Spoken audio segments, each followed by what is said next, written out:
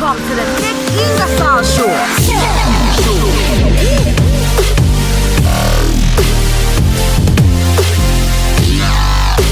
What's up, brother? Welcome to the show, man. Nick, you have like theme music. You have an open. You have like. By the way, thank you for having me. This is my first podcast outside of my own podcast. If that makes any sense. That does make sense. It's actually unreal because you're such a good talker, an orator that is like, how have you not done this before? I appreciate it. So Nick, thanks for having me. And do you remember how we met? I do, yeah. So like, so it was the craziest thing. It was Buddy, I believe, reached out to me on Instagram, just so random. And at the time, we had a banana car flying around Los Angeles. So it was like everybody's just, what the fuck is this giant banana driving on the streets of LA? And then we just like met up in a parking lot near the beach just fucking recorded some crazy shit. What was the premise of that? It was like your birthday? No. A prank or something? So I was born in Iran and I moved here when I was 6. And I had vivid memories of my uncle getting me bananas in Iran. And the thing was, bananas were banned or illegal. I don't quite know the exact thing, but like there was no bananas, and you had to get bananas in the black market. Okay, like bananas were illegal, and like my uncle always get me like bananas, right? And so I was telling the guys the story, like they. And just by coincidence, and also the thing, we had seen the banana car. Oh, no shit. Like it was something like Buddy had seen it or something, and like we had recorded it earlier. And so they had put, Alejandro and Buddy had put this together. Like they didn't tell me. So when I got there, it was an absolute surprise.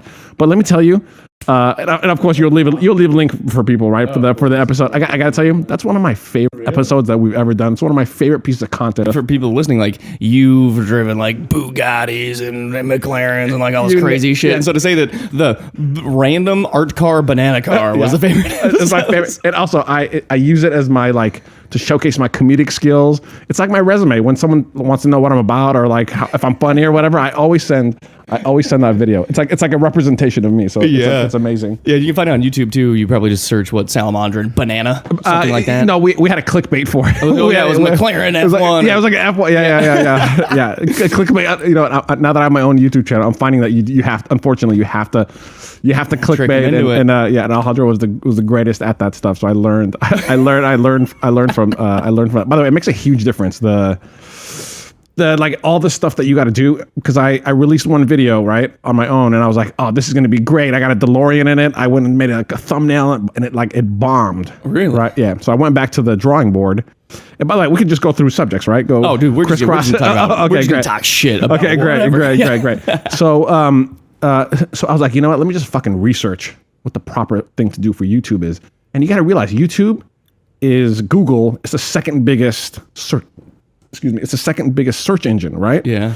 And in fact, I was reading, they want YouTube to start like giving you results on Google for video of answers of what you want. Does that make sense? It would make a lot of sense. Yeah. They already started a little bit like when you search and you'll find a video and then it kind of gives you a certain timestamp. It just starts playing the video from a certain point. It's insane. Crazy, right? Yeah, it's like a little beta thing. Yeah. So I was like, you know what? And my friend's an SEO specialist. And I was like, fuck, I think I need to apply the SEO principles that you do for Google into YouTube. Absolutely. Right? Absolutely. So we got all the rules. It's like 350 words. I used like the thing. Welcome to SEO. It's actually working. Yeah. Like it did 3 times better than the previous video. Yeah, man. I mean, my background was in SEO back in the day. Oh, is it? Okay. Well, way back in the day, like when I was in college and I was running the agency. Yeah. We started off as like an SEO firm, and so we would do locals. And back then, it was so easy to rank; it was insane. Right. But yeah, SEO has always sort of been one of the biggest tools in my arsenal. And on YouTube, it's becoming, I think, more important than ever. But do you agree, like I should continue the SEO stuff? Like take it serious, right? If anybody's doing anything YouTube related, Amazon related, Google related, meaning that you have a website or anything like that, SEO should be your number one bare minimum thing that you do because it matures over time. It takes a while for the algorithm to really understand and like start prioritizing your website, video, whatever it is. And then additionally, it's all free traffic. You don't have to pay shit. God, it's like a legacy. Well, actually, you know, we would call it it's kind of like syndication. It's kind of like digital syndication in a way because it lives on and it continues to. So do you think some of my videos, once the SEO stuff hits, you think they'll start picking up again and and go up? Oh yeah, and there's actually there's a dude. His name is Brian Dean. He's a dude I've been following for a long time, and he used to just have a blog, and it's called Backlinko is the blog. Okay. And so he started off, just Google SEO, and since then has moved into YouTube SEO, and I don't know if he's into this yet, but probably will very soon as Amazon SEO. Yeah. And so he does a fantastic job just giving different points, and there's also different strategies that you can employ within sort of just the broad spectrum of what SEO is. It can make a massive difference. Yep. I'm an SEO guy. Like everyone. guy. Yeah, like everyone else in LA, I'm an SEO guy. Yeah. And by the way, I took this serious. I went from you're supposed to name the file, the name. That's right. That's right. It took me like a day just to figure out how to get the thing out of iMovie and rechange the name. What the fuck is metadata? Like, where is this hiding? Yeah. But you know what? And the thing is that my friend was like, "You got to write this stuff out." And I was like, "Fuck it, I got to do it, man." I sat down and I wrote some fluff. I wrote some SEO. And so the clickbait SEO'd version of that banana car video did well. It did really well. The DeLorean just flopped. It flopped. But my next video, I did all the things you're supposed to do. I clickbaited. I did this is how I handle clickbait. This is how I handled it. I handled it with humor. In the video, once I and I learned this from Alejandro, the rule is, right, if you're going to clickbait, it's got to at least happen. There has to be a scene or something that happens in it, or you talk about it. Because if you do a real clickbait, it has nothing to do with your title. That's you're like a piece of shit for doing a clickbait. That's old school shit where they would put they put the thumbnail like some girl's tits out, and then you click on the video and it's about woodworking. Yeah. But with the new version of that is the title. It's like, oh my God, I can't believe this just happened, right? And then in the video, it's like a 10-second event that happened. Yeah. But whatever. So the way I handle clickbait is with humor, and in the video I go, "Thank you, I got my click." We got the clickbait, and also when I promote the videos, I write in there. I go, "All right, guys, I have all the formula for a YouTuber. I have clickbait, my thumbnail, and the thing with thumbnail, especially in the car community, is you have to have a blurred car." Okay. Really? You have to have I don't know why you have to point at the car in your thumbnail, and you have to have some kind of a face that's surprised or shocked. Right. No idea. People pointing at blurry cars. I'm telling you, it's all so my new thing is I'm just going to use these clickbaits as comedy also. I'll make funny clickbaits that have all those elements. Because the thing is, people are really smart. They know when you're soliciting to them. They know when you're selling shit to them, right? But if you just tell them "Hey, dude, I'm sorry I got to do this to you, but I need to clickbait you." Yeah. But behind it, there's good content as well. That's there. I deliver. So my whole thing is, all right, it is clickbait. I do have a weird thumbnail, but I think the content is going to be there for you to enjoy. Well, as long as the content is there, they're long term going to thank you for clickbaiting them into watching the content anyway, right? It's like, thanks for tricking me because I enjoy this. Absolutely. Another weird thing is the DeLorean video was 8-9 minutes, something like that. And then I was reading, YouTube actually wants longer content, which to me was I don't think so, but I'll give it a try. So my last video was 30 minutes. Wow. No one complained. Everyone enjoyed it more. And I was asking people, why are you enjoying longer formats? And you know what they said? They said, it's like a TV show. I can sit there and watch it. Actually, Nick, I know we're going all over the place, but I want to tell you something. Do you watch TV, regular TV? No. What content, platforms do you watch? So I'm the worst person to ask. I watch almost nothing. Okay, if you were to watch some content, where do you go? The only place I'll ever watch anything is YouTube.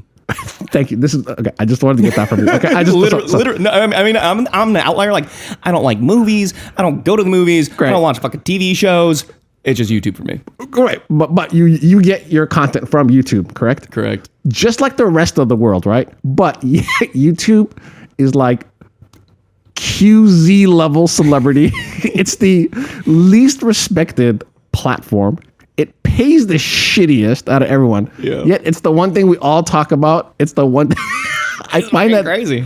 I find that so fucking funny. Well, it's because anybody can do it. Do you think that's why it doesn't have the cachet that? Yeah, I think if you turn to ABC and then all of a sudden just some dude with a shitty iPhone 5 is just hey, check out this, and then it's fucking cameras going everywhere, you can't see what he's doing. Right. You're just like, what in the fuck is this? Okay, so could that mean though we're moving from slick content to real world just Absolutely. raw? Absolutely. And that's why TV's literally dying. Yeah, I mean, you'll have some of those TV shows that'll never go away, and your Game of Thrones, which is actually like 6 movies and not 6 episodes of a season. I'm sorry, I've never seen Game of Thrones. Well, it's like an hour and a half long, like crazy, super CGI'd, expensive production. Don't they spend like $10 million an episode? Oh yeah. Yeah, if you spend $10 million, but actually, it's funny you brought that up because I think HBO, all they got is these kind of shows. Do you agree? Because they don't have boxing anymore. Because I subscribe to HBO for the boxing, that's gone. Yep. Right. See you later. So if they're not spending $10 million on these shows, I don't think they're going to be able to survive. Like that's their. I think that's the last thing that they got, and I do agree with you. I think that the decentralization of content is what the future is, and podcasting. This podcast is an example of that, right? And it's the same thing with radio because if I wanted to go do this on AM, whatever the fuck, 94.3 FM, welcome to the radio. It's like you ever hear the fucking morning shows like, hey everybody. And you get like fucking 5 minutes to talk about whatever it is, and it's just like nobody. It just kind of sucks, and only a few people can do that, and you have to have all these crazy syndicated this and that, and with podcasting and YouTube, it's just who cares about anything? Because we just want the info. We just want to get in and get out, right? You want to get in the data. Do you know how they measure radio ratings? Well, yeah, it's bullshit ratings. How do you think they do? What's the mechanism? There is no. I swear to you. Listen, I swear to you, because I work with Dash Radio. They're a digital. I don't know if you heard of them. They're actual digital radio, like a legit digital radio station. And they're telling me random people. I don't know what the number is. Wear this little thing. Yeah, it's self-reported. It's like Nielsen ratings. And the thing is listening to what you're like. It's basically like it's nothing. Yeah. Who is wearing those? Somebody tell me who's wearing these devices. Right? And I love how. By the way, if you look at anything digital, you're gonna know how many people. You're gonna know the demographics of how many people listen to this. YouTube, you're gonna know exactly where they're coming from, all this stuff. But it's all the old school media that's like they just have no clue. There's no like accountability. There's no like. It's like, come on, guys, we're friends, right? I mean, just pay us for some ads. We'll tell you how many people listen. It's how it works. Yeah. And it's like, look, 5 people watched it, so that means 30,000 people watch it. Would watch it or something like that. No, 30,000. They were like in the room, so it count. By the way, you have a great. What would you? Is it New Jersey mobster guy? Somewhere in there, yeah. Some sort of, that's like my East Coast. It's like my scummy mafioso guy. Are you a New York guy? Are you a New Jersey guy? Sometimes I go across the river. It depends. To me, you're a New Jersey guy. It's more New Jersey than for sure. That's so funny. Yeah. It is weird, man, because growing up in a digital age, like you get super spoiled with the amount of data that you have. And the same thing is true in brick and mortar retail. It's very much like radio and TV, where it's just kind of bullshit. Like they don't want to give you any data, whereas Facebook, Instagram, YouTube, etc., they just like at a very base level, they're just giving you the analytics. Well, they're giving you the analytics so that you go, oh, okay, let me give you money back to advertise here, right? It's a symbiotic kind of relationship. Whereas everything else, it's like okay. So one of the companies we had, Power 106, like LA's number one, like LA's number one station whatever. For hits. They reached out to me for like sponsorship and stuff, and I was like, all right, can you give me like the demographic? There was no document. He just wrote like, we get about like this many people that listen and about this. That it was just no, but it was more like, all right, just give me some money. Yeah. But on the side note, the amount of money they wanted was kind of a joke. Really? It was like $500 or $1,000. It was something like reasonable. That's hilarious. I don't know how all this works. At some point, this all has to crumble down, right? It is. It already is. I mean, if you look at the biggest shows on the planet, right? You have Joe Rogan's podcast that has more listens than any like late night television show. Even one of his YouTube videos. So he does a podcast in a studio like we're doing it, and his YouTube videos will get 3, 5. I think the Elon Musk one got like 20 million views. Yeah. And it's two dudes, a dude and a chick, and a dude and a non-binary, whatever the fuck, talking for like 3 hours.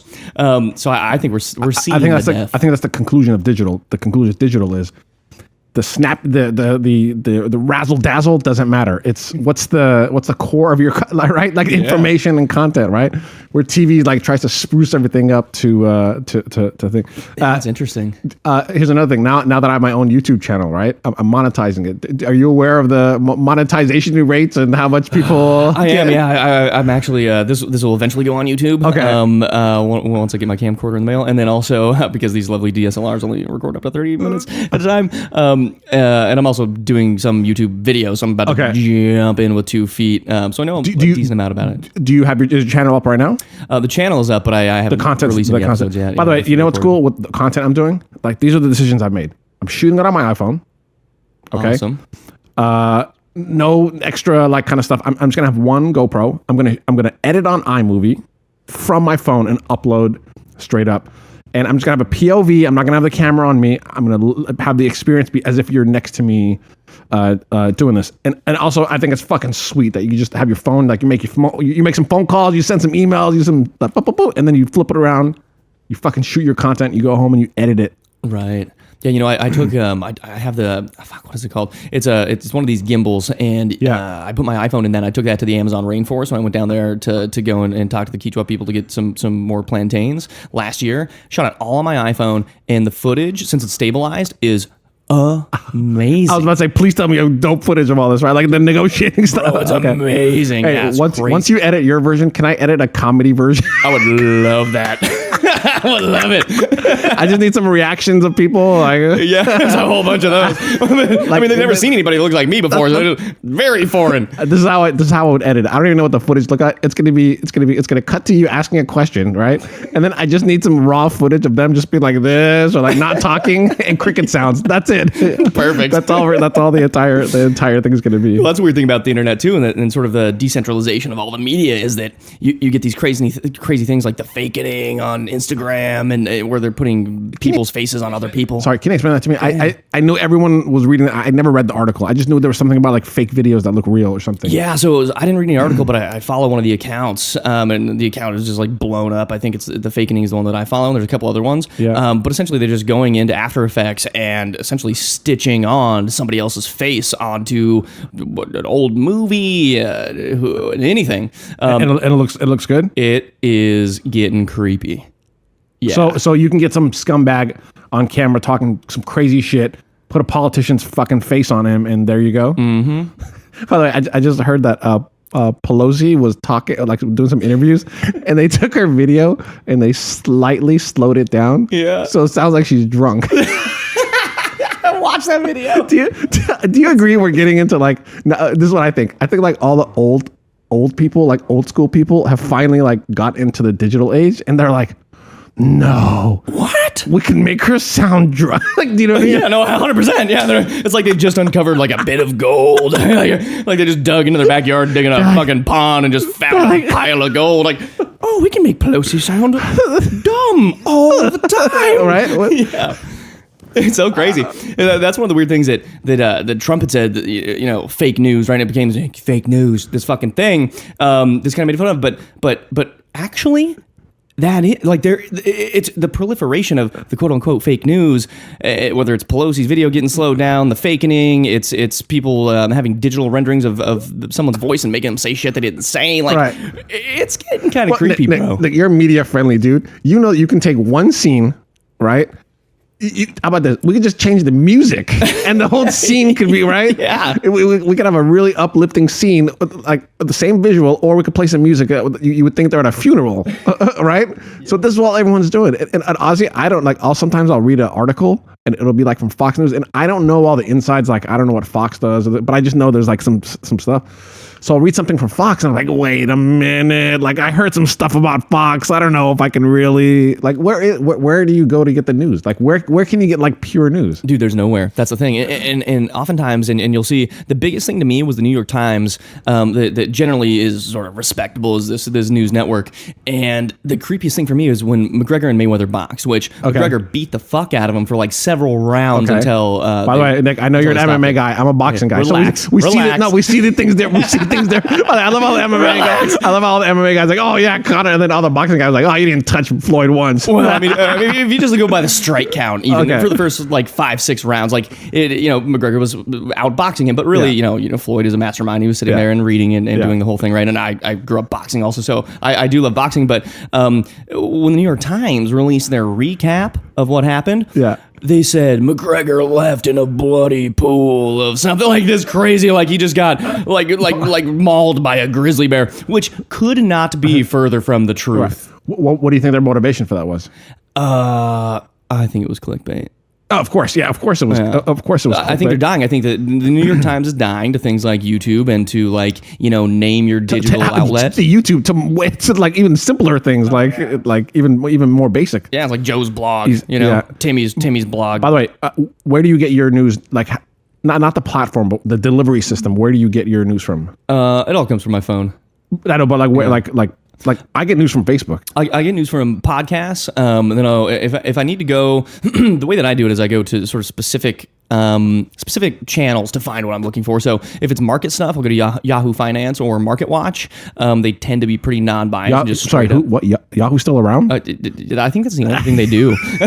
I don't even know what are they doing. They just stripped everything. It's just like the stocks. And by the way, the whole thing is the reason it's up because no one wants to take the username and passwords out and all this stuff out to another one. But we have 400 million active users. What are you talking about? There's too much involved in there. That's hilarious. But where do you get your like immediate like local news? Do you know what I mean? Yeah, I stay out of it. But that is an interesting point because all these, I think generally speaking, a lot of people, it's certainly different in big cities. In big cities, for sure, people are obsessed with national news, right? CNN, MSNBC, Fox News, all this bullshit. Meanwhile, 3 dudes got murdered a block away from you, and nobody knows. No one knows. Like, literally the other day in Santa Monica, my office in Santa Monica. And oh, boy. By the way, we got to... this is, you know where I'm going. We're going into this. And so like, I pull up the local news, which I rarely do, and...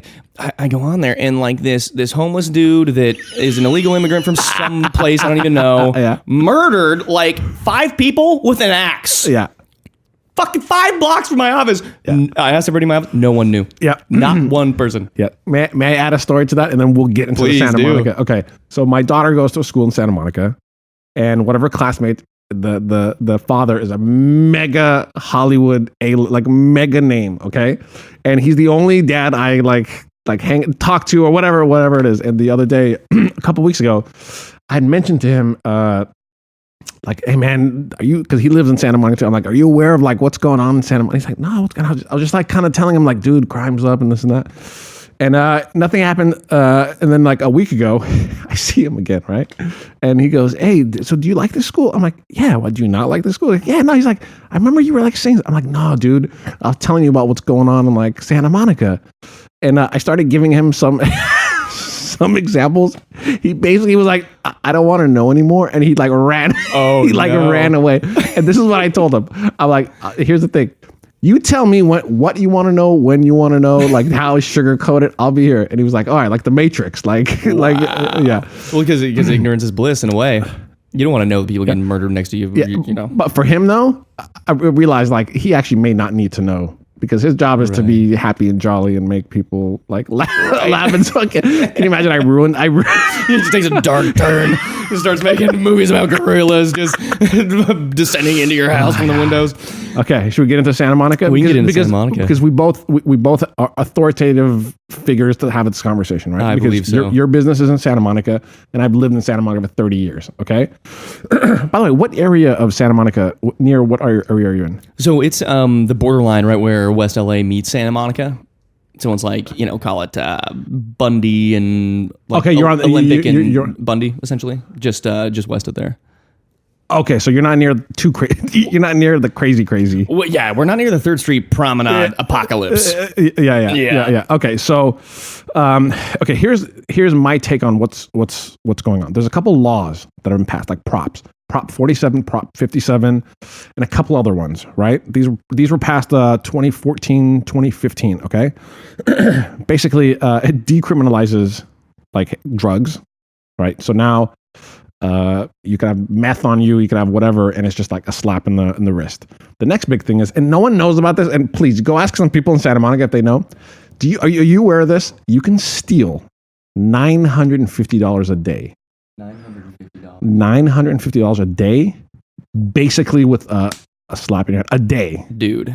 Okay, that's like a full month of rent in most places that aren't Los Angeles. Yes. So what happens is you steal something that's $600, right? And cop comes, literally, it's a misdemeanor, like misdemeanor ticket.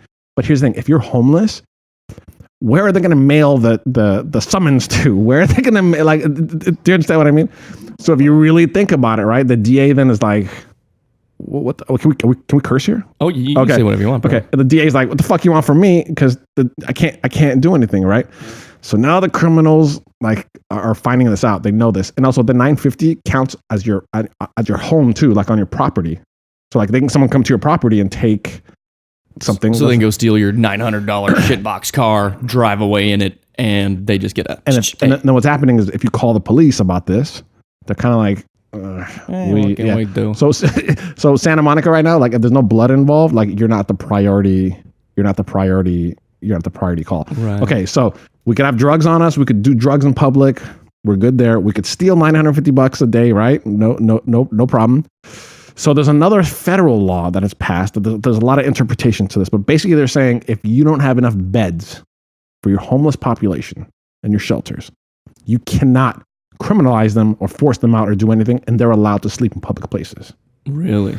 And so it's a bed consideration, meaning that if the local municipality or the state and local municipalities don't provide enough living quarters, then you can just live on the street. That's exactly what it is. They can live on the public government land. They can sleep on it because you haven't provided enough beds for You know what's them. weird about that is I go backpacking and camping quite a lot, and even if I want to not use a campsite but take my backpack and go 20 miles into a hike into the forest and maybe get mauled by a black bear, I still have to pay for a wilderness permit. Do you know why you have to pay? By the way, because it wouldn't be there because everything would get fucked up. Yeah, exactly. And also thing about crime in Santa Monica is if you're a law-abiding citizen that pays your taxes, you fucking fuck up, they're gonna throw the fucking book at you. Right. They're gonna throw the fucking book at you. and there's anarchy right now, I think, in Santa Monica. People are fed up. Honestly, like I'm 6'4", like you, I box. Like I'm not scared of anyone. Yeah. I go with walks with my daughter.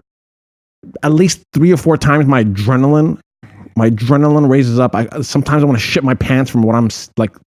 I get scared, and it's like same, bro. And I don't have any kids, and I can only imagine. And even close to my house, and it's right over by the Sprouts. And this is nice. This is the nicest neighborhood I've ever lived in. The Sprouts. Which Sprouts? The Sprouts. It's on Venice, just right over here on Venice. Yeah, it's like it's like a new. It's a relatively new one. Yeah, okay, it's been there for like a year or something like that. Yeah. And, sort of an entire village of humans have just appeared there in Tanzania, all homeless.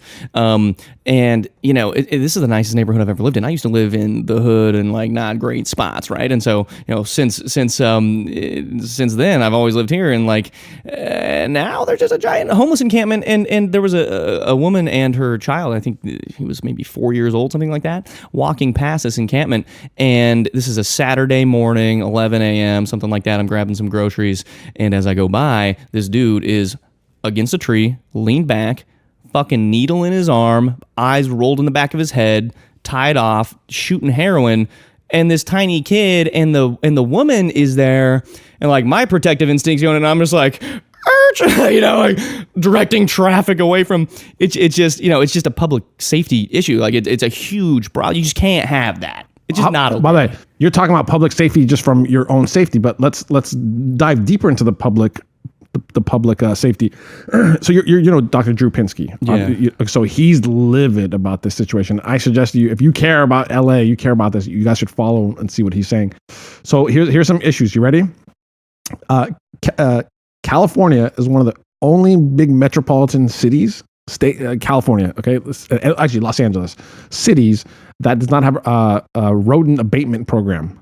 Okay, DC has it, New York has it, meaning rodent abatement means there's a team of dudes every day going out there to suppress this issue. Just murking rats. Okay, so you're a very educated, smart guy, right? So hear me out. I'm going to ask you these questions. Okay, we have all these encampments everywhere, right? What's going to happen with these encampments?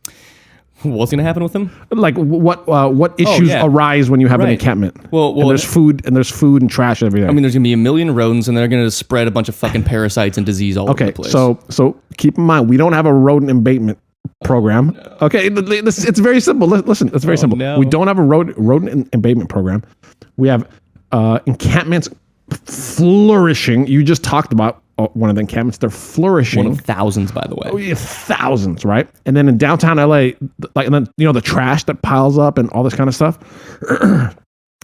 There are plagues and shit coming back. There are diseases that we're eradicated that are coming back. And Dr. Drew's like, this summer, he's like, thousands of people are going to die from these plagues and all this kind of shit. Whoa. He's like, there's no other, like some UCLA guy went though, and he's like, yeah, dude, this is ridiculous. I can't believe we're allowing this to happen. Wow. Well, if you think about it, I mean, in San Diego, they had to chemically wash all of the streets downtown because there was a hepatitis B outbreak because of all the encampments.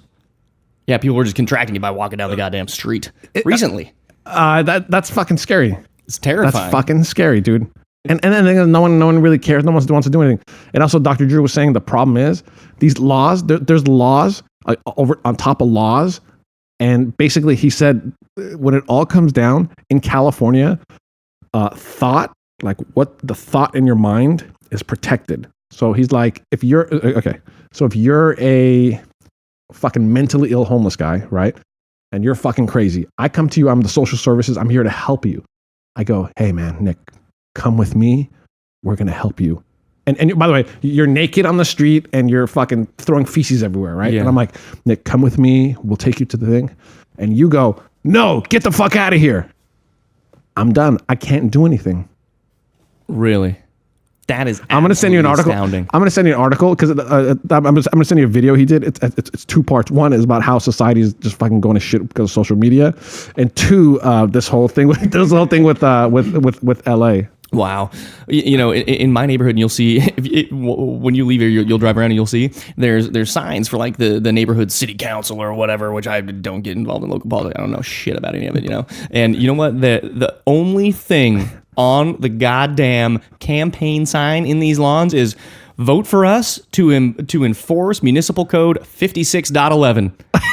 And I'm like, what is that? Yeah. So I look it up, and it's like, you can't camp on like public streets. And it's just, And by the way, he can't do anything. Yeah, exactly. By the way, I'm sorry, that's very rude. I should have turned my phone off. Sorry. That's okay. It's okay. Let me put it right there. Okay. These laws, these like federal law, like it's all the laws and shit. Right. There's nothing. Well, because you have a web of laws, right? And certain ones supersede other ones, and then it gets taken to some court, and then some random appointed, non-voted judge just gets to decide which That's ones. That's what I don't fucking. I don't get this. I don't understand how common sense is not winning these things. I don't either. I mean, I don't know. Like, if you want to make it okay for people to just camp freely on public property, like public lands, of which that's not the case. Like, if you want to go camp in Sequoia National Forest, you gotta pay a camping fee to maintain the spot, right? Right. And so if we're gonna say, okay, well, people can just camp for free in these areas, then you need to have a state park that is dedicated for homeless people to go live, and you provide latrines and cleaning and shit like that, and they're already living outside. Like, we don't need to build a giant skyscraper like they're doing in Los Angeles right now to house them.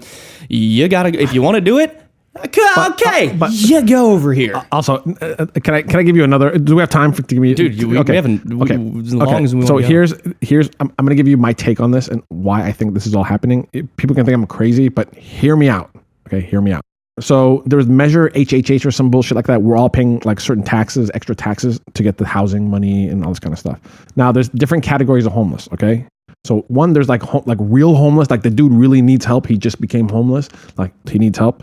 Then you got the mentally ill homeless guy that like desperately needs help, but you can't help him because he doesn't want help because he wants to be high and all this kind of stuff. And then you have the criminal vagrant, like the criminal vagrant guy who just wants to be a criminal vagrant guy, right? So there's different solutions for different people. So right now they're saying, we just got to build housing for them. We're going to house all these people. Well, the criminal vagrant guy who wants to do meth all day, he doesn't want to go. Like the reason he's on the street is because he gets to do whatever he likes, and then whenever go steal and come and like all this kind of stuff. Yeah. So there's a big push for construction, okay? Because the politicians make a lot of money off construction because they're the ones that get to approve this. Now, hear me out. The more homeless you have, the more you can go, hey, I need fucking $800 million, dude, because I have this many homeless. Because if you don't have the homeless, you can't pull from that money, right? Right. So this is just my opinion. The more homeless we have, the more.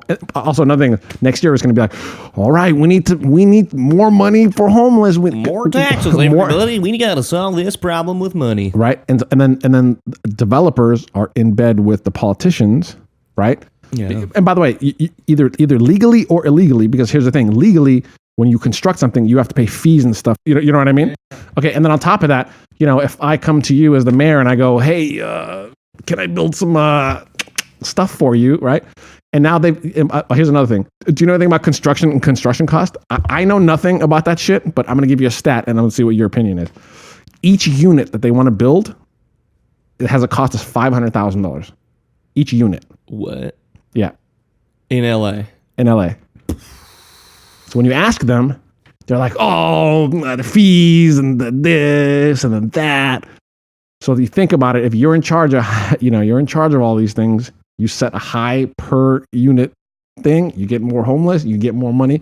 This is my opinion. This is all a money thing for. Well, it seems like the incentives are not aligned, right? I mean, if you were trying to solve the problem, you wouldn't have that incentive structure in place, period. Thank you. That's what it is. It's an incentivized. Yeah. And also, that building houses is not going to do anything. Like, it's not going to solve the guy that's fucking mentally ill from meth. Like he's if you're schizophrenic and anybody who's had mental illness and any of their friends and family, like, it's some serious fucking shit. And if that person doesn't have family or a supportive one or whatever, like, where are they gonna go? Like, the best place is not on the fucking metro line, I'll tell you that. And it's definitely not on the street next to kids shopping at Sprouts. Like, they need some form of help. So you have to force these people into situations. Like, you just can't allow them to run amok. Like, if we just let everybody do whatever the fuck they want, could you imagine the kind of chaos? By the way, I want to do whatever the fuck I want. So do I. But I can't. But it's probably good. I can't do everything I'd want. By the way, sometimes I'm like, you know what? Fuck it. I just want to tell people, like, I want to go commit a crime. Like, I'm fucking homeless, dude. And just like, yeah, I want to get away with shit just like everyone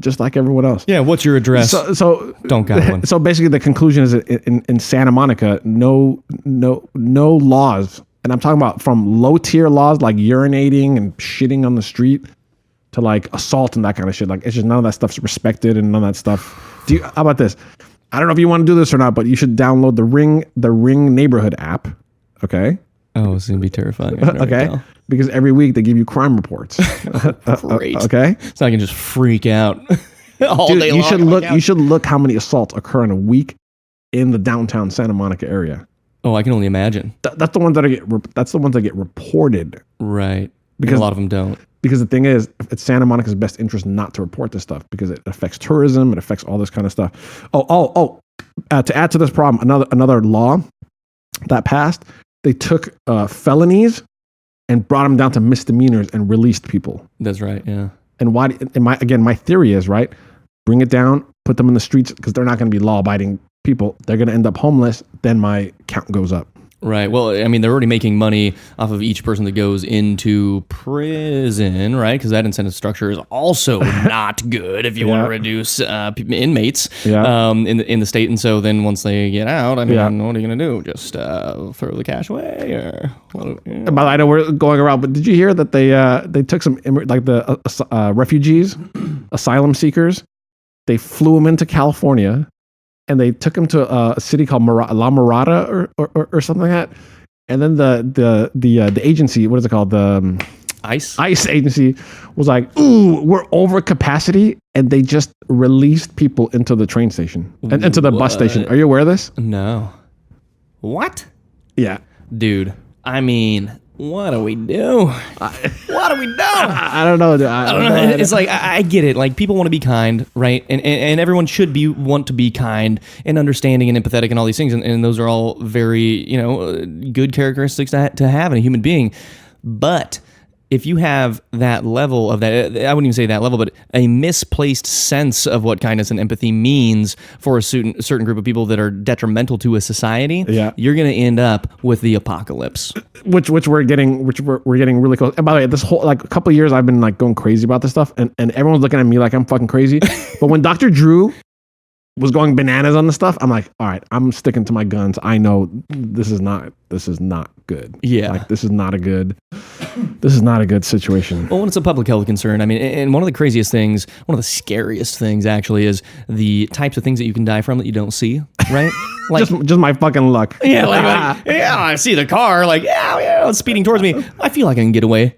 You know, or like even a dude that's like coming at me like, I'm gonna fuck that dude up. Like I'm not that, but like you said, the scariest part about it is, and then like I'm just walking by, I take a breath and I contract the plague, the plague, the black plague. That would I would be so fucking furious. I would go bananas. I'd fucking get some guns. Fucking. Can you imagine? Yeah, that all came from rodents as well. The black plague. It's coming back. But Dr. Drew said we're not going to get the black plague. We're going to get the bubonic plague, whatever probably. the fuck. But why are we getting anything that the word plague that has the word plague? In anything that involves plague, count me out. So a couple days ago, like a week ago, I started a Instagram account. By the way, I'm trying to keep secret, but everyone's gonna know it's gonna be my account. But it's called on Instagram. It's called Santa Monica is Dying. So my goal is, I want to document the crazy shit that's going on, right? Speaking of crazy shit, like my post right now is a guy on like fucking Wilshire and 4th, taking his pants down, spreading his butt cheeks, and just shitting on the sidewalk. In the middle of the day. In the middle of the day, right? Because people are going to be like, you're crazy, this stuff doesn't happen. But when we're just talking about this before we went on air, that the great thing about Instagram is you're documenting this thing for life, right? It stays there. Like a protest, it happens a couple of hours, it's gone, everyone forgets about it. But Instagram and algorithms and hashtags, like that's here to stay. Like that's like, I want to become undeniable. I want this account to become undeniable. So there's no bullshit. Every post I tag the police department, city of Santa Monica. They've already threatened to take down my account because I'm using the Santa Monica logo. But the good thing is they're aware of me. That's what I wanted. And also a couple of news outlets are following the page, and I messaged them saying, hey, I'll rally the entire community, right, to give you whatever you need. So even in the week that I've had it, it's made like a really good impact. And that is at Santa Monica is Santa Dying. Monica. And on a side note, some of the hottest women are following this account. It's really incredible. I should start another some kind of different account just to meet girls on there. But yeah, I can tell, dude, people are concerned. Look, there's like a couple hundred people that follow it right now, and they're all Santa Monica. They're Santa Monica people. Yeah, well, the thing is, for people who don't live in LA or San Francisco suffers from this as well, but like the homeless problem here is really, really vast. I mean, it's like people do not believe the things that I tell them that don't live here. And when my brother comes here or my uncle or something, living in Nebraska, middle of nowhere. Have they seen this stuff? Oh yeah. What do they say, dude? Can't believe it. They just can't believe it. Like what? So you're telling me Brentwood, you got multi-million-dollar mansiones. And then you go 2 blocks down, and dudes are just shooting up heroin next to the Chipotle. Yeah. Like, welcome to LA. Yeah. Dude, my family is moving here from Virginia. Because my sister wants to like work here or something. Whatever. I was like, man, you guys picked the wrong.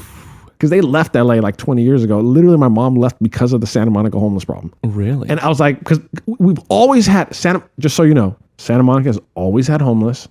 Always. But this is a new breed. This is a brand new breed of like criminal homeless. And I'm like, listen, you left 20 years ago because of the homeless back then. The homeless now are like. It's so bad now. Even my office is in the middle of downtown Santa Monica. Yeah, and we still have a giant problem. I mean, in our alley, there's several homeless people who like live in the alley. And so my business partner, he has a dog. His name is Waldo. He's this cute little shit. And I love that dog. But every time it goes to the alley, he gets himself a buffet of human feces. Oh my God. The first time that happened, bro, I'm walking and he's off leash because he stays right by you. You know, he doesn't doesn't fuck around. He's a great dog. And we're walking down, and I just see him like over by this pole, just. Like, what the fuck are you doing? I'm like, Waldo, and he wouldn't come to me. I'm like, what are you doing? Go over there, pull him off. Just chin full of it. Oh, by the way, another thing they're saying, Venice has it even worse. I don't know if you agree, but Venice has it worse than Santa Monica. I actually feel really bad for Venice, but Venice has always been like rough around the edges. Yeah, like it's kind of like it's part of the charm, Dan. But it's kind of like, but it's getting a lot crazier. But what they're saying is all the shit that's going on into the streets and sewers, it's not being treated, and it's going straight into the ocean. Into the ocean. Oh, because I guess shit exactly. By the way, is this how it works? Like, when you flush into the toilet, it goes somewhere, it gets processed, then it gets dumped into the. Well, sometimes it depends on the city, but like New York City, what they do is they take all the poop and the piss, and they squeeze all the water out, and then that's the water that you drink in New York City. Why would you fucking tell me that? I swear to God. No, don't stop. I couldn't make this up. Stop. There's this Vice documentary. I can't remember what it's called, dude, but it's New York City. It's a waste treatment center, and they go in there and they're just like processing pounds. Stop! I'm gonna throw. Bro, Stop! And then it gets better. It gets better because what they do then. So you got all the water, right, and they chemically treat it and all this shit, right, and it's like one of the cleanest public waters you can have or whatever bullshit they make up in the press. And then, what do you have after you squeeze all the water out? A ton of shit. Yeah, like powdered shit. So then they take the powdered shit. They put it on trucks, and then they ship it down to, I think it's New Jersey. Of course, to these farms, and they use it to fertilize tomatoes and shit.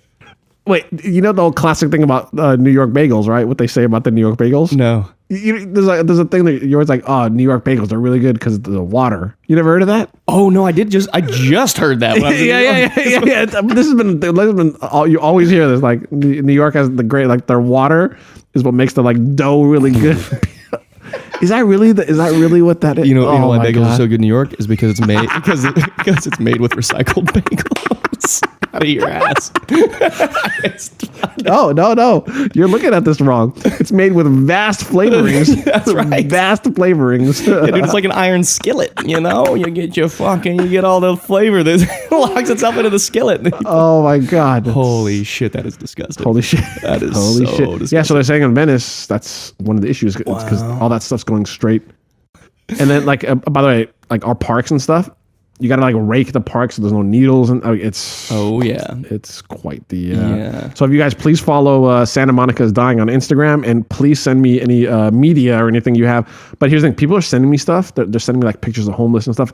I'm like, I can't post that because it just makes it looks like we're unsensitive to homeless people, right? But if there's a homeless person shitting in the middle of the street, oh, that's great content. If someone sent me a picture, it's interesting because other people are taking these pictures, right? It means that it's bothering other people too.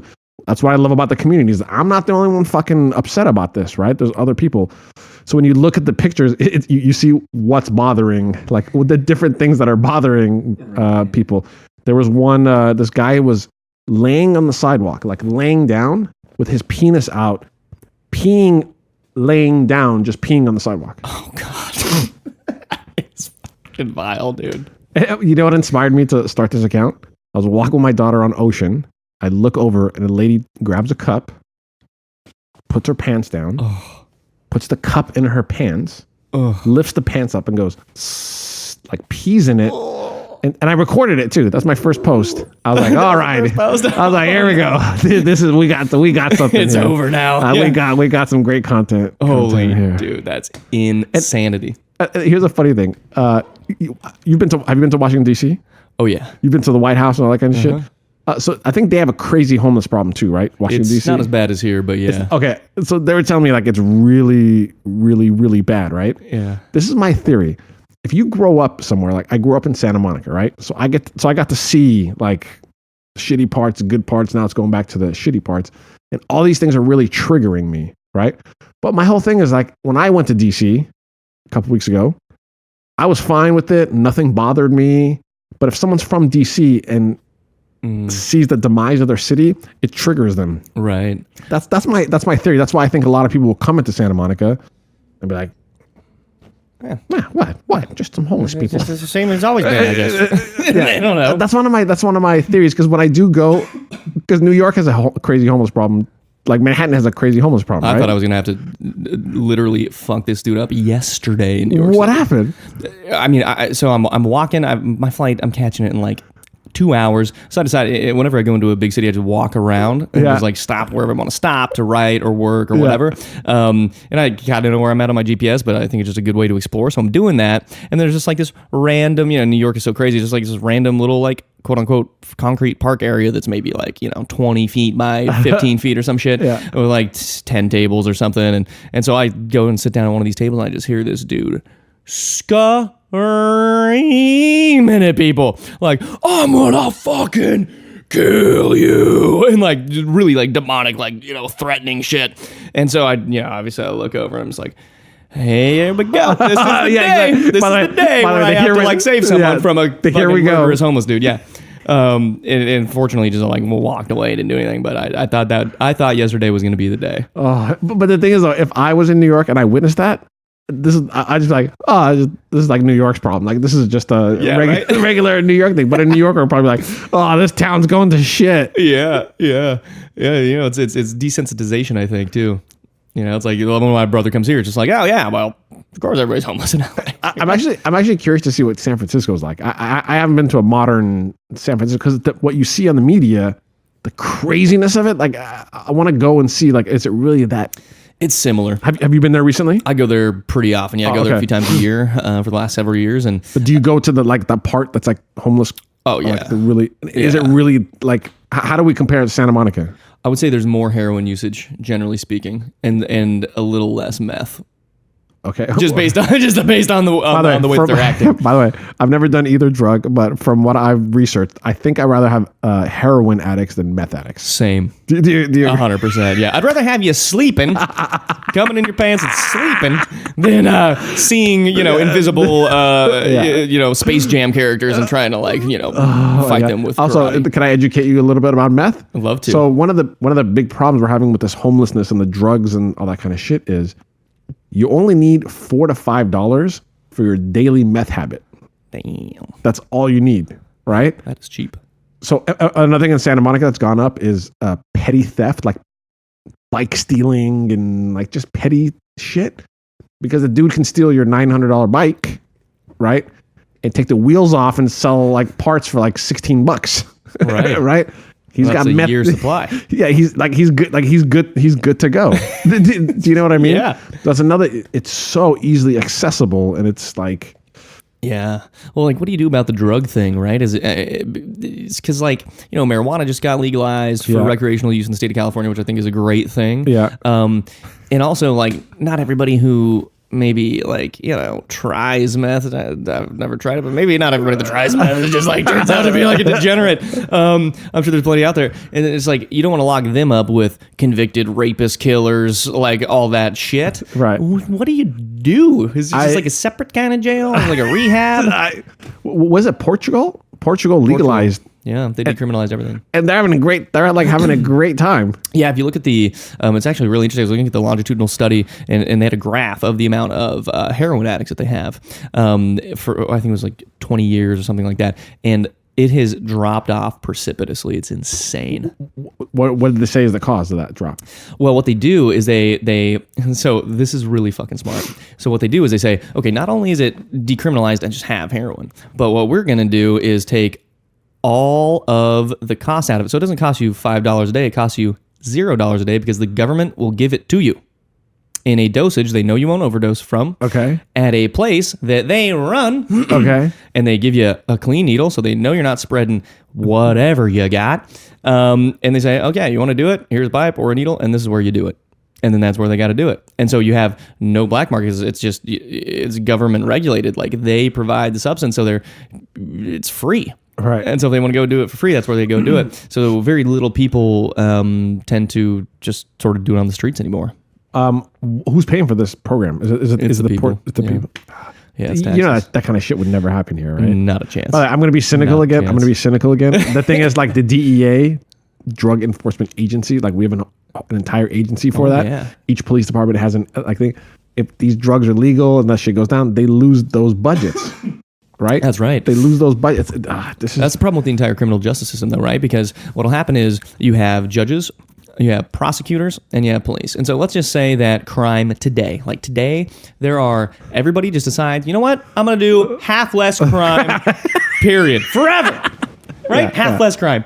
And so when you do half less crime, well, that's also half less police that you need, half less prosecuting attorneys that you need, half of the judges, half the court reporting typists, right? Half the sheriffs, half the everybody, half the dispatchers. And so there is this weird perverse incentive in that when your product is human beings, it gets really fucking sketchy. Because when I look at like our inventory report or whatever, I'm looking at like packages of snacks.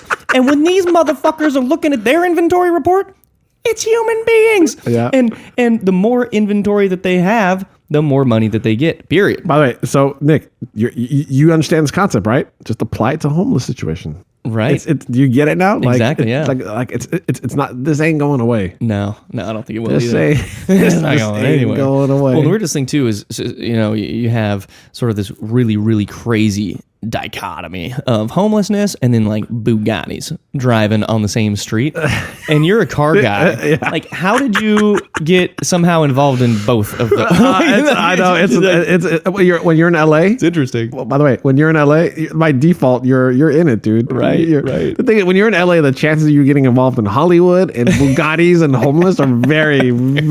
It's kind of like everyone's right. Like I think if you spend enough time in LA, you pay your dues. You'll eventually be involved in Bugattis, homeless, and in Hollywood. And Hollywood. That's awesome.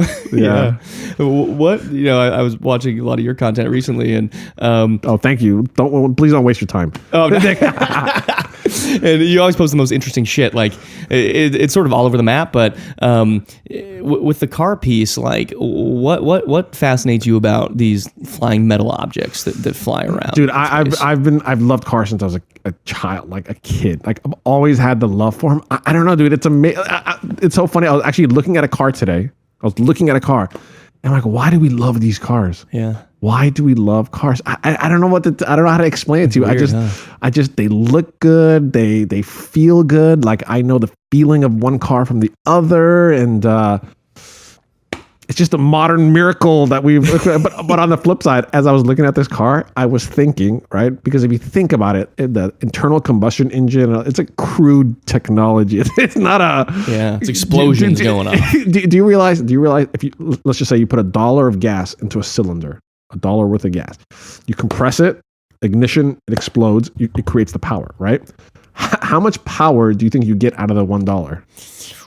Probably like 7.5 cents. About 20 cents. Okay, As you can see, like the whole thing is not. This is all I'm curious about. If there's a higher life form, a higher being, if there's more advanced people than us, when they're looking down at some like Chevy fucking like Cavalier, are they like, what the fuck is this fucking shitty technology? They call it a Dodge Astro van. Yeah. Can you imagine trying to sit with aliens trying to explain it? They're like, oh, we just want to know what the fuck are we thinking about the like Aztec or the Astro van or whatever the fuck. But the car industry is changing really, really, really quick. Yeah, we're going electric like that. There's no other way around it. So I have a whole set of jokes just around that, because like right now when I review a car, I'm doing beauty shots of the engine, right? Because the thing is, I just did this Maserati that has a Ferrari engine.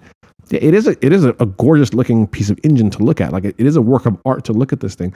So in the future, I don't know what I'm going to do when I'm reviewing an electric car. Am I scanning? Am I doing like a pan shot of the battery cells? I'm like, check out these new 108224. Look at the wire. What differentiation in the future of cars? It's going to be a fucking pain in the ass. Because think about it. Because right now, all the manufacturers are way behind on. By the way, do you want to talk about cars? Dude, I love cars. Okay, great. Yeah, I build motorcycles and stuff. Oh, great. Okay. Shit, yeah. Okay. So here's what's happening. All these major manufacturers are way behind on electric cars, right? And it's all and now they're moving because of Tesla, because Tesla's like kind of taking over. So what everyone's doing is they're partnering up with established electric car companies. So one of the biggest guys is Rimac. They're out of Croatia. Okay. So Porsche is invested into them. Hyundai just gave him like $500 million. Porsche, who else is Pininfarina, like all these people. So he's got a chassis and a battery cell technology, right? He sells you that, and you just put your own body on top of it. Interesting. Right? You've heard of Pininfarina? They're the Italian design house. Like they've most Ferraris have been designed by them. They just released their own car, okay? But all that car is a Rimac frame platform with their body work on it. Porsche now, they have an electric car called a Taycan coming out. A lot of the Rimac stuff. So Ford, for example, Ford is way behind on electric vehicles, especially electric trucks. So there's a new company called Rivian, and I think you would enjoy Rivian. Like read about them. You'll enjoy. The CEO is a dope dude. He's cool. So they just got an investment from Amazon for $700 million. And Ford just gave him $500 million. Why do you think Ford gave him $500 million? Because they can't innovate internally.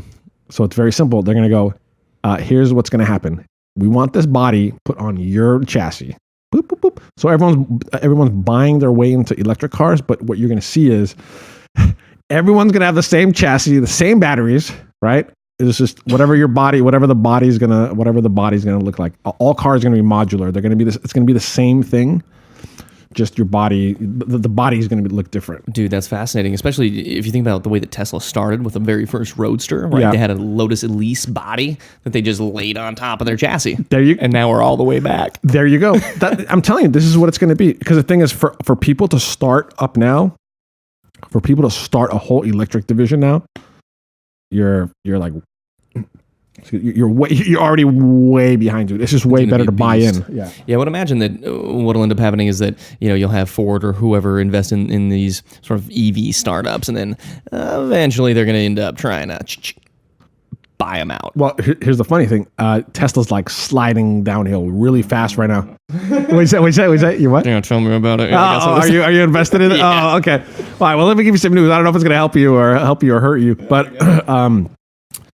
So should I say what car? Actually, I'm not going to say what car company because I'm trying to do a deal with them. Like I'm trying to be sponsored by them. But it's a big, iconic American luxury brand. Okay. I'll tell you that. So I was talking to one of the guys, right? Schmoozing with the guy. We're talking about Tesla. And it's very interesting to get an old school manufacturer's take on Tesla. Okay. This is what he was saying. He goes, dude, their manufacturing process is a joke, right? Like how they build the cars is a joke. And this is where Elon has no idea what the fuck he's doing, and he can't compete with the big boys because his manufacturing is done. So apparently he's got robots making it, but at the end there still has to be manual labor of that, where he's like, our line just goes like the cars get made. His prediction is someone's just going to come scoop up Tesla, like a GM, Cadillac, Ford. Someone's just going to come in. Interesting. Someone's just going to come in and go, I'll take that. Well, I wouldn't be surprised. I mean, these giant car companies, and what Tesla's done is it's fascinating in that since the 1930s, right? Since the Great Depression with the Studebaker and the Imperials and like all this stuff, there hasn't been new entrants into car manufacturing, really. Correct. There's not been. Like correct. How many has there? I think there's been. Fucking, I don't even know. Are you talking about like a legit brand new brand coming in? Like a brand new car company that started Tesla, after 1935 or 1940. Yeah, like Tesla, yeah. Yeah, I think that's it, something right? Like it, yeah. Which is, and do you think it's just the capital cost? Do you think it's a manufacturing component? Is there governmental licensing problem? Dude, like you should watch a movie called Tucker. You ever the Tucker car? No. Oh, please. Like, if you love cars, go look up the Tucker. This guy named Preston Tucker. He created, I think it was in the 50s, he created this car called the Tucker, which had like fucking technology beyond like anyone's imagination. Ford, GM, Chrysler, all those guys, they shut them down. They went to the government, right? Like anyone who tries to come up, these guys will fucking, pound them down. Dirty business. Yeah, but they slept on Elon. Do you agree? Yeah, everyone slept on him. That's why no one tried to fight him. No one battled him. No one tried to suppress him. No one tried to bury him because he's building fucking a couple thousand roadsters. He really wasn't that big of a player, but now he's forced everyone else. Because here's what's going to happen, right? In a couple of years, if you don't have an electric car and your lineup, they're going to be like, "What the fuck is wrong with you? Like, what do you guys not have the technology to By the way, have you ever driven or been in any Teslas? I have, yeah. I've driven one. Which one did you drive? I think it was the P90D or whatever the fucking those are crazy thing in the ludicrous mode. Yeah, dude, it's insane. I was too high to drive. Like, we went for a test drive. The guy was gonna let me. Like, he didn't know I was high, but I was like, I'm too high to drive. Yeah. So I had this girl drive. Especially that station. Yeah, exactly. And they're like, we took out a Model 3 Performance. ooh. Dude, it's ridiculous. It's like your mind can't grasp how. It doesn't feel like you're in a car. That's what it feels like. You're on a, you know, those those things like Six Flags that you go over the top and you drop. Yeah, it's like a little. It's just the crazy. It's like instantaneous, insane amounts of torque. But it's weird. Like, you know, growing up, my dad liked cars too, and so what we would do is buy these like old shitty cars, like a 1950 Ford full ton, you know, full bed truck, and shit like that. And I'm always looking at the hot rod magazines and all this shit. And there's something about just like the Okay, so I was about to. Okay, so hear me out on this. Now, the other thing that's going to happen is, so electric cars don't make any noise. I mean, they will have their own distinct noise. Each one is different. Like, my whole joke is. But here's the thing: because right now, like, a V8 has that rumble, and you could adjust it so that the rumble comes through the chassis, and you could feel it, or you can tune out the rumble. Like, all these things. Right. How are you going to differentiate feel in these cars now? Now, for example, Porsche's coming out with a electric car, right? How do you infuse a Porsche DNA into a Porsche electric car? I know how they're going to do it. How? Through the goddamn speakers. Like BMW did. Yeah. These exactly. motherfuckers. I think it was like, yeah. No, but they're all like that. They all have artificial. All these cars are turbo now. Yeah, so people that don't know, like, what they're doing is they're using your speakers in your car that the music comes out of to fake the engine noise. Yes. In the vehicle for performance. For a couple of reasons. One, there's a lot of turboed car. Most all cars are going to be turboed. Right. Once you add these turbos, the car sounds like shit. Like, they just don't sound good. And so you need that. By the way, so my other joke in the future is, like, eventually we're going to get to a point. You're going to go to a dealership. You're going to buy an electric car. It's a white box thing that you buy, right? And it's just going to be screens inside, okay?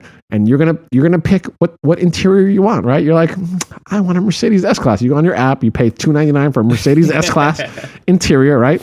The screens, you know, a hologram, whatever, become like a Mercedes thing, and you're like, I want a Ferrari, the Ferrari sound. You go to the Ferrari app. Everything's going to be the same, yet you customize your experience to your car. That is actually not that far fetched in my mind. Dude, I'm telling you, it's gonna be like that right now. Like, if you look at it, all the displays now, like, they're ultra changeable and customizable. I'm telling you, and screens are getting bigger and bigger and bigger and bigger and cheaper. And cheap. Yeah. By the way, if you think about it, if you the instrument cluster of older cars with, like, needles in the, have you ever seen the back? Yeah. I have like a 1998 KLR 650 with all those old school ones I bought on purpose. It's like it's 1850 technology in there. It's like, what's happening? The weird thing is, everything's going to be a screen, but I think they're doing a good job of, because the graphics look so fucking dope. Yeah, they're keeping your attention, right? Because it's going to get boring. It's going to get boring when you just sit in cars and it's just two screens. Do you think that eventually they're going to outlaw gas-powered engines, or your ability to drive at all? Our theory has always been that your gas car is going to be your weekend fun car that you're gonna have permission to pull it out in the weekend. Right, so it's like your 1950 Corvette equivalent type of situation, right? You don't want to take the turns too fast because you might die. But I think the autonomousness of it, I think that's coming really fast. But dude, how are you gonna deal with, like, some fuckery of a guy coming in front of you? And also, Nick, listen to this. I was at CES a couple years ago, and I was in a shuttle van with some people they worked in the autonomous vehicle, like, kind of stuff. They were saying one company had that guy, oh yeah, Bob, we got to hire a moral specialist. And the guy's like, so listen to this. So hear me out. You're in an autonomous car. There's 5 people in the car. You're going, there's a bridge coming up. All of a sudden, a kid appears. A kid appears, right? What does the car do? Kill the kid, save the 5 people, or kill the 5 people, save the kid. You're gonna have to program this stuff, dude. It's these moral decisions deep down have to get buried into that coding in some form or facet. Yeah, and I think even more than sort of like an infrastructural coding issue, for them it's going to be more of a PR issue. Like, so, even if we say, okay, we're just not going to take the moral route, right? We're going to say, okay, well, if there is an object in the road, we're just going to do the safest thing for the car itself, to self-preserve the car and the people inside, right? And then when that happens and it does kill whoever, yeah, they're going to have some explaining to do. How are we going to deal with this? Yeah, vehicular homicide or vehicular manslaughter. And also, the car. Then? But here's the thing: are you going to program in, like, if it's an older person, their life is worth less? If it's a younger, and also here's another thing: I'm telling you, dude, it's going to sound racist, but I'm sure they're going to have to put code in there for like different ethnicities and for whatever reason. I don't know. Yeah. Like I don't know. It's but like you got to deal with that. You got to deal with that. You got to deal with those moral issues, dude. Dude, that's insane. If you think about it, like, although, and I've heard some people argue the opposite. Oh, well, the car's not actually going to have to consider these moral things because it's going to be programmed to keep the car safe or whatever. But the major problem is that when you look at things like Twitter or Facebook and banning people and like restricting freedom of speech, which is a right in the U.S., I'm like, oh no, they're gonna do it. Like, they're for sure gonna be making some moral-based decisions in that code down the line because they're gonna have some ideological swing. Of course. By the way, they say like, oh, the car's not gonna hit anyone because like it's gonna blah blah. Hey, come to Santa Monica where like the homeless are going on the freeway now. Like, how do you deal with that? How do you deal with that? You're going on the on-ramp and on a homeless guy on meth, like fucking.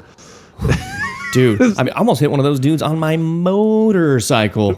It's the new thing now. Like they just walk on the freeway. Yeah. CHP's like the calls that we get are like. By the way, I love how we always come back. Yeah, no. like anything we talk about like has a homeless component to it. That's being ruined. Yeah, so it's interesting. Like I can't wait to try that Porsche because I want to see. Hey, what's the Porsche DNA going to be? Because the thing is, Nick, here's the thing: the screens and the sound, like that's one thing. But when you're in the driver's seat and you've owned 911s and you own Panameras and stuff, and now you're in this thing, how do you go, ooh, this is a Porsche? It's not going to happen. I don't think it's going to happen. I think, Harley Davidson, they just released their Live Wire. I think it's called. What is that? Live Wire is an electric motorcycle. And it is not a Harley. I mean, it is a Harley for sure. And I love the idea. Have you driven it or have you ridden it? I haven't yet. What are your thoughts on electric bikes? I am very bullish on electric motorcycles. Yeah. Wait, bullish means like they're going. Oh, you do like them. What do you like about them? I think that I think they're going to be the future like anything else. Well, there's one advantage to electric Harleys. While I'm eating like a brunch on Sunday outside, I won't hear this. That's me. How about this?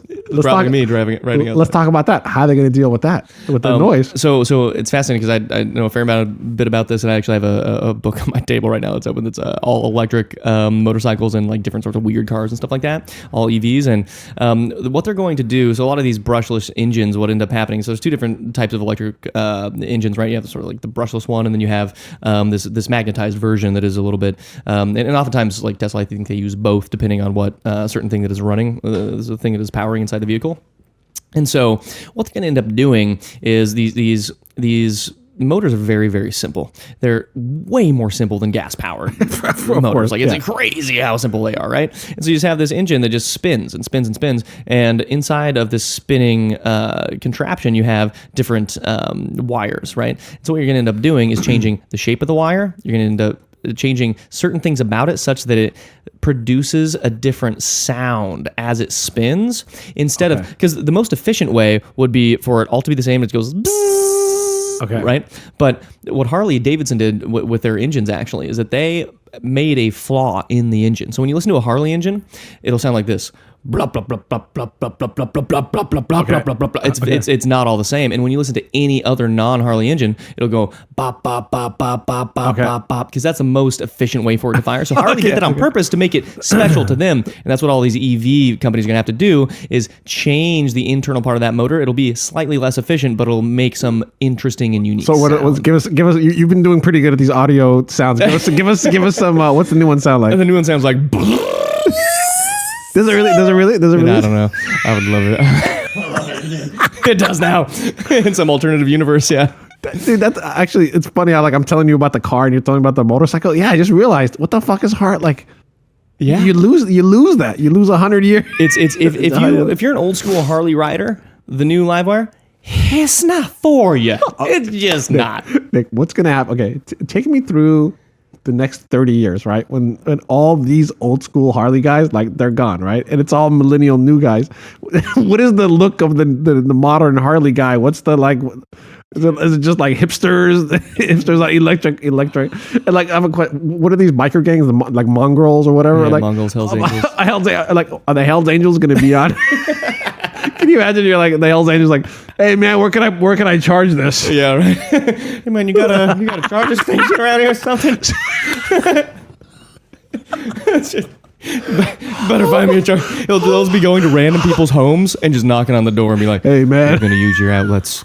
By the way, I heard one of these Shell or Chevron or something, they're starting to add electric like stations. Oh really? I don't know what they're gonna do. I mean, the motorcycle, they'll probably just go old school. If I had to guess. What if they outlaw all that shit? They ban all that shit. And that's, by the way, it's a really interesting question. Is how are people gonna how they? I would love, you know what, that'd be interesting. I want to interview the fucking Hells Angels. Well, the weird thing, I grew up. My dad was in a motorcycle club and rode a Harley and all that shit, and a lot of his friends did. And I went to Sturgis, South Dakota every year, which is like the big giant motorcycle rally, predominantly Harley rally. So I grew up with that my entire life. My grandpa sold motorcycles. Both my grandparents ride motorcycles, uncle, brother, cousins, everybody, just like my whole family's full of motorcycles. So I know a thing or two. I've had a few conversations with guys in those types of clubs. And so Sturgis today, this is what you hear. Sturgis in 30 years. You're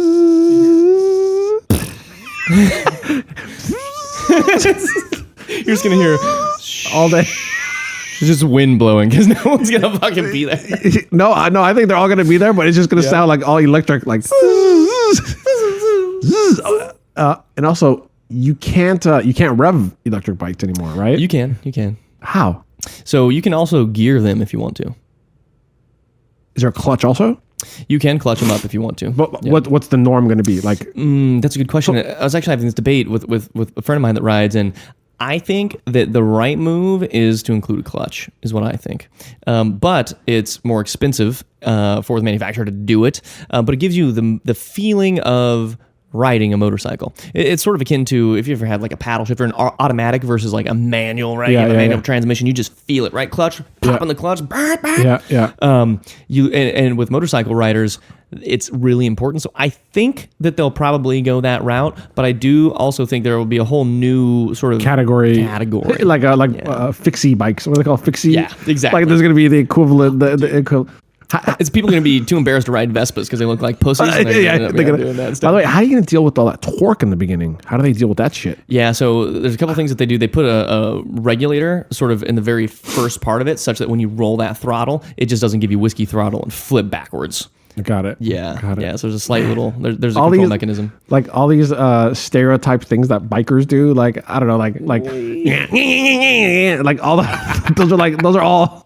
What are they gonna do? I wonder what the new douche moves are for electric vehicles. Like what is there's gonna be something terrible. The good thing is the things that you do in an electric bike now are gonna be way less obnoxious than at a gasoline. Right. Like if I wanted to get back, if you like cut me off or I want to get back at you, I can go like put my exhaust in your thing. Oh yeah. With electric, I can't really like zip. Fuck you, man. Hey, don't do that anymore. Yeah, what are you gonna do? Oh man. I think the great part about it, at least like the self-limiting douche baggotry that'll happen, is that like the more you rev that fucking thing, the battery is gone. So like it takes a while to charge. You can't just like pop a bottle and put gas in it. I just realized like you can't have like rev battles anymore. Like if one guy's like, come on, you're like, I'm at 43%. I have range anxiety. Range anxiety. What kind of range do these bikes get? I believe that the Harley gets 100 miles. Is the plug like a regular? It's like it just comes out, like you pull it out and you just plug it in. It's some like Tesla shit where they have like, the option to do the supercharge or whatever. Harley is smart in that they already have existing infrastructure. So what they're doing, Tesla has like these supercharge stations or whatever. Well, Harley already has Harley dealerships everywhere. So they're just going to put them all at Harley dealerships. Got it. Which is pretty smart. I predict it's going to be a complete failure. The live wire. Because the thing is, come on, dude. No one's buying you don't go buy a Harley for an electric Harley. No. Do you know what I'm saying? Yeah. I understand that they have to do it. Everyone has to do it, dude. Everyone, no matter what business you're in, you're gonna have to have something electric. Like it's something electrical. If you Not don't, going away. it's not going away. Yeah, but you know what is going away? The live wire, probably. Oh, yeah.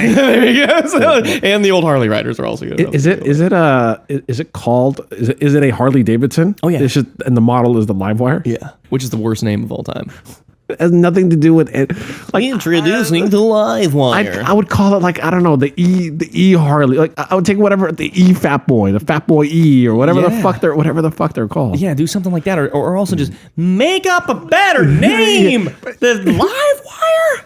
Everyone thinks, right, when you create an electric vehicle or whatever, one, it has to have some weird fucking name and it has to look weird. Exactly right. It doesn't have to look fucking weird. And it doesn't need to sound stupid either. Yeah. It can just be like the Honda Accord Electric, the Honda Accord E. Yeah, or you make up the new Accord equivalent. Like instead of the Bobber, it's the Savage. Why are we doing it? Did you ever see that documentary, The Electric Car's Dead? Or something? Yeah. I just watched it. Fucking dirty mother. Everyone's just dirty. Everything is dirty and dirty. self. Yeah, I think it's called Who Killed the Electric Car, something like that. But it basically what it is the story of how electric vehicles could have been around for a long time, and there were some, and then oil and gas and the car industry killed the business. Yeah, and I also heard that LA used to have a flourishing transit system, like train system, and then GM wanted to sell these new buses they had. Yep. That's so right. we lost all that shit. And there's big tire companies down here too, and they're like, well, if people are taking the metro, they're not going to drive the car. Dude. So, what the fuck are you saying? Like every industry has like some lobbyist that's like out there fighting. Like no one's like, you know what? This is the best decision for all of us. Yeah. Nah, this is the best decision for my shareholders. This is the best decision for my Bugatti.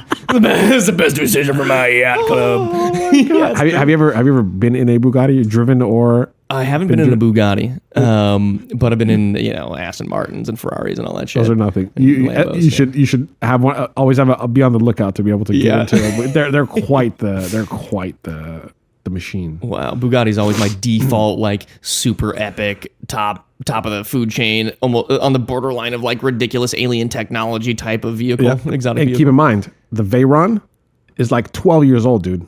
Whoa.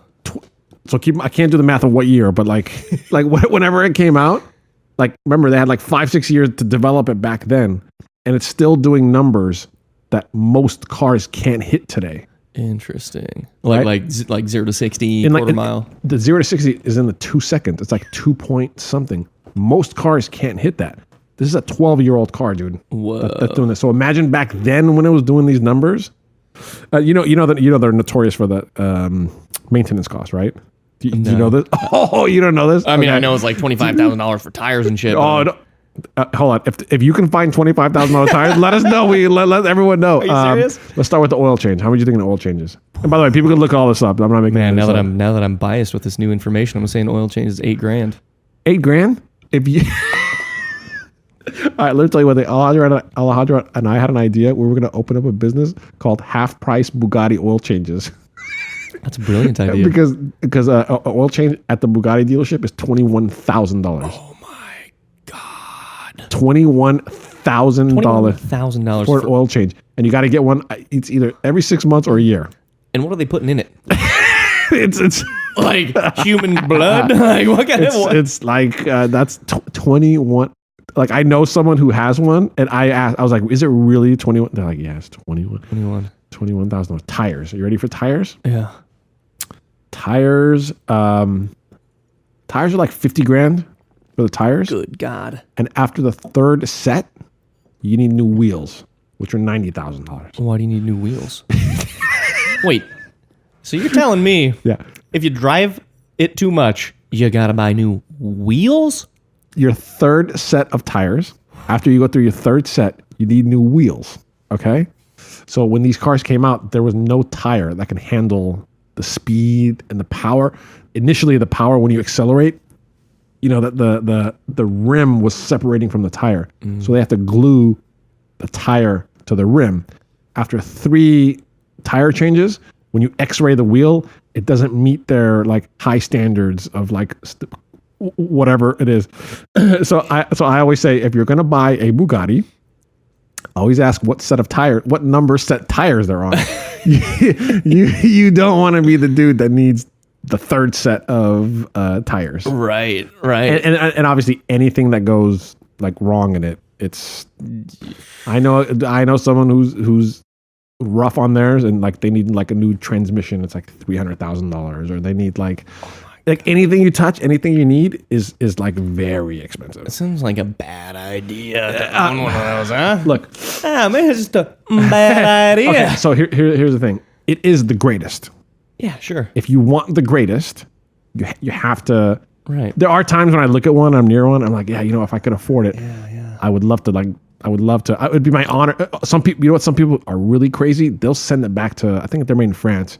Like they'll ship it to France to get serviced, and it's madness. That is insane. It is absolutely insane the amount of money that the things. Like I changed my own oil. Like I grew up doing it. I'm like, yeah, I'll change my own shit. I don't give a fuck what car it is. And then meanwhile, people are shipping their Bugattis to France with the pinky in their mouth, for an oil change. And we're gonna start a business called half price Bugatti oil changes. Yeah. And the joke was all we needed was one bay for one car, and then all we needed was one wrench, one. It just drains out and you're good. $10,000. 10 grand, please.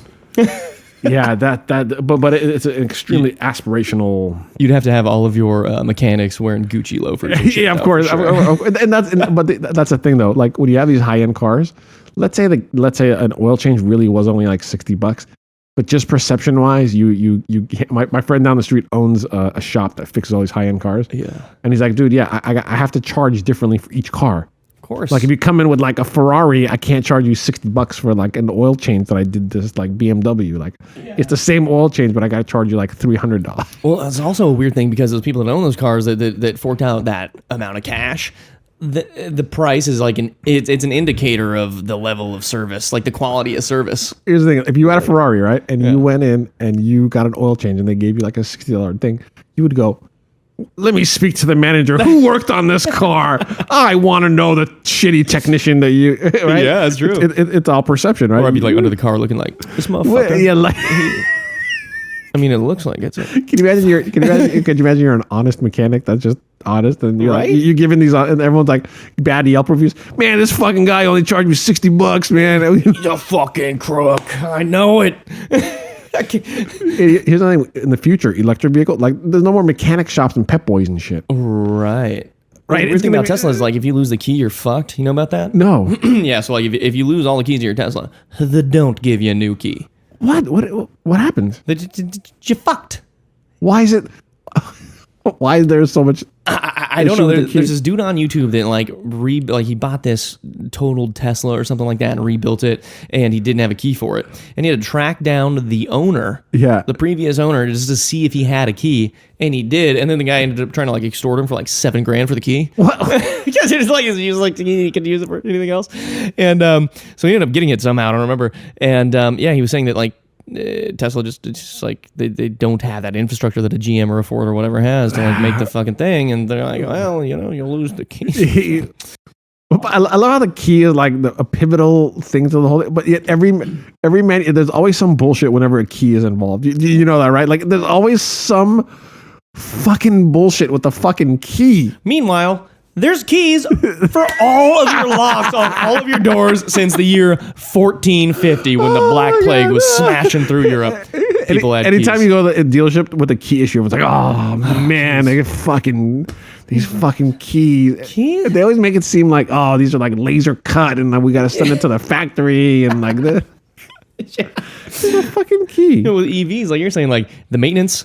I mean, you got tires. And you got to probably replace the batteries eventually once they go bad after a certain amount of time. So that's a replacement. And we'll see how that all that pans out, right? Right. Like, we don't know what the BS bullshit that's going to come with because right now all these cars have like an 8-year federal warranty on the battery. Yeah. So let's see when they, because I heard like if one like tiny cell goes bad, the whole thing like is bad, right? Yeah, it can spread. That's the whole thing with electric cars. No one knows later down the line what BS you have to deal with. That's true. Right? Well, electronics are such a fucking pain in the ass, even in gas-powered cars. Correct. Electronics go bad, and you're like, okay, well. Well, the funny thing is, gas-powered cars is we're trying to take electricity and combine it with explosions, right? To get the car. That's why I'm saying if an alien looked down, they're like, wait. The car has an electrical system. It has a battery, and it has an internal combustion engine. It's at 20% efficiency. What? No wonder you guys are going extinct down here. Yeah. It's funny. I had a Mustang. It was a 2007 Mustang. Oof. And I loved it because it was just like, it didn't have any. And I also had, before that, I had a 98 BMW 3 Series. Okay. And like the 3 Series had all the electronics. Yeah. All the electronics. And it was a pain in the dick because it would just be like, okay, well, microphone doesn't work anymore. The timer went out. And then I get the Mustang. It's 10 years newer. It's 20 years newer. It doesn't have any of the electronics. It doesn't have the complexity, because the thing is, to sell you a BMW, they have to sell you complexity and stuff. Yeah. But this is what I was going to tell you. Have you heard of a car reviewer called Doug DeMura? By any chance? Okay, he's like one of the biggest car reviewers, and he's very basic. Like the camera locks down on the car, and he just tells you all the quirks about the car, right? Yeah. All the weird things. Actually, when I do a review of a car, I watch his review first, right, to get an understanding of the car. And then, so he did this segment where he's telling us what cars he thinks are going to start appreciating. So this is interesting. This is an interesting thought that he had. So when screens started coming into cars, early 2000s, right? They started getting screens. Now imagine you go to a 2001 car with a screen in it. What's that screen going to look like? Some bullshit. Some fucking etch-a-sketch. Yeah. Etch-a-sketch bullshit. Right? So his whole thing is, those cars, they're going to look outdated with these shitty screens that you can't do anything about. But the legendary cars right before that era, like late 90s, early 2000s, don't have screens in them. Interesting. Right? And he goes, those are going to be timeless, and they're going to be all the goodies, naturally aspirated, like all the like good stuff that you're saying. And I was like, yeah, you're right. And also the Bugatti Veyron has no screen, and the Bugatti what's the new one called? Citroen?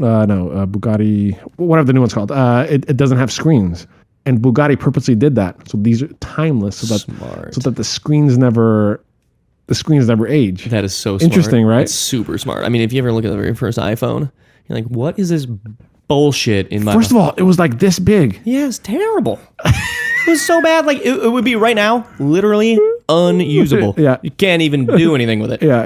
It's just like a by the way, decoration. that was only like 8 years ago. Yeah, seriously. And then you have these cars. Actually, that's super fascinating. I think I heard somebody else talking about how they think that the 80s cars, and like the late 80s, early 90s cars are going to be in that without it. And also, those cars were legendary, like the 300ZX and the Supra, like all these like legendary... I love Z, baby. All these, like, oh, by the way... Those things are not going to exist anymore. A huge fucking inefficient V8 sports car, rear-wheel drive, like that stuff is not going to exist any longer. Right. Even even with these big manufacturers, you already see it. Like, if you look at those cars from even the 50s and 60s, and it's like a nice rounded wheel. Wow, this beautiful piece of art on the street. And then you look at like a 1995 Camry. You're like. It'll get me there. Yeah, and I think that it'll get me there is probably the future. Outside of like some specific use cases. Because the thing is, I think car people are going to die out. Like, no one's going to give a shit about like cars. My cousin's son, who's like 10, 11, I go, hey man, what car are you going to get when you're 16? He's like, why do I need a car? He's like, I'm just going to Uber. I was like, oh boy, that's their attitude right now. Dude, that's their attitude. That's insane. That's really because the thing is they're observing, they're watching everything that's going on, right? They're seeing everyone's like, oh, I need to go somewhere. Like I go boop, boop, boop. Boop, boop. And then I'm there. Also, another thing, Nick, car ownership is drastically going to change. Right. Everything is going towards like renting or leasing or subscription, and cars are going to be just like that. Right. You're going to get $500 to $1,000 to someone every single month, and you're just going to have what you're going to get to pick a car that you want. There's a lot of them out there right now that are subscription based, even the manufacturers, right? You pay like a monthly fee, and you get to swap out like 3 or 4 cars per month, whatever you want. You can swap the car out. Like Mercedes has it, Porsche has it, BMW has it, Cadillac has it. That's brilliant. Yeah, it includes insurance, includes all that shit.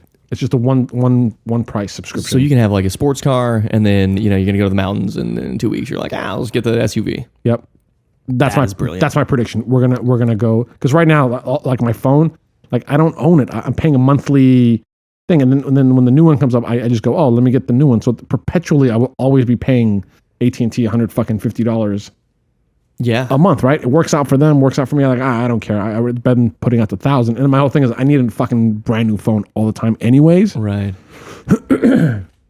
Everything's gonna go to that model of subscription, and also for my own vlogs now. If you ever want to do something, please let us know. And basically, my vlogs now are adventures with my 8-year-old daughter, right? That are focused around the car. So we pick an adventure, and we pick the correct car for the adventure. So if there's anything with your company that you want to do, you need a new truck, whatever you want to do, like automotive, we'd love to work with you. Or maybe we come down, like my daughter works there a day or whatever it is. We'd love to create some content for you. And, dude, that'd be awesome. And thank you so much. Can I plug a couple things? Please do. Yeah. So my Instagram is farshadtehrani.com. No, not .com. Okay. My Instagram is at Farshad Tehrani, FARSHAD TEHRANI. I promise by the end of every week, at least I'll make you laugh a couple times.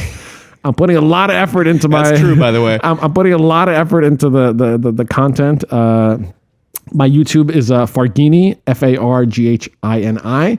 We're gonna do car reviews of cars that like everyday people can like afford, and we'll do classic cars, other kind of stuff, and I think that's all I got to plug, dude. Those are my only things to plug. That's fucking awesome. It was great talking to you. I appreciate super fucking enjoyed it. Please have me back. We're going to do it again. Okay. Thanks so much. Okay. Thanks, brother.